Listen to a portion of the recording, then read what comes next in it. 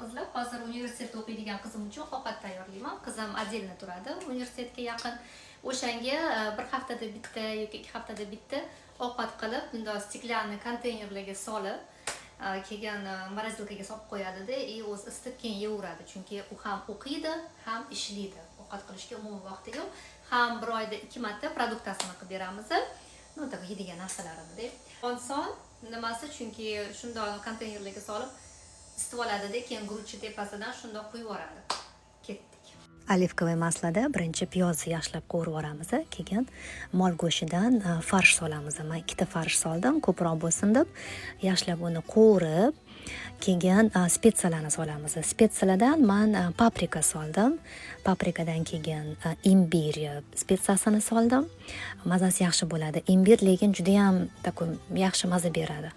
Keyin ozgina kashnit sovardim. O'zi yana ustritsani sousi ham solinadi bunga, lekin menda aksiga olib o'sha ustritsani sousi yo'q edi.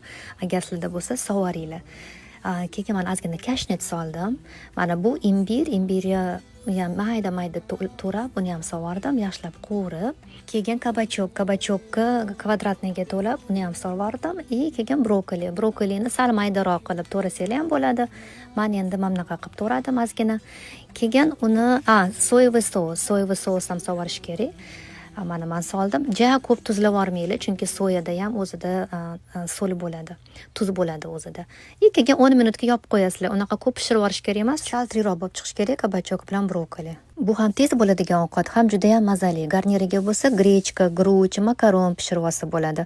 Ham maktablarga Amerikada biz o'zimiz berishimiz kerak. Maktablarga ham bersa juda ham yaxshi, shirin ovqat bo'ladi. Mana hamma bunaqa qilib qo'ydim ujinga. Bu pasta krevetkadan limonli sokda rosa zo'r mazali chiqadi. Endi buni hozir kutyapman. Shishali konteynerlar kelish kerak-da, o'shani kutyapman, keyin qo'yib tashlayman.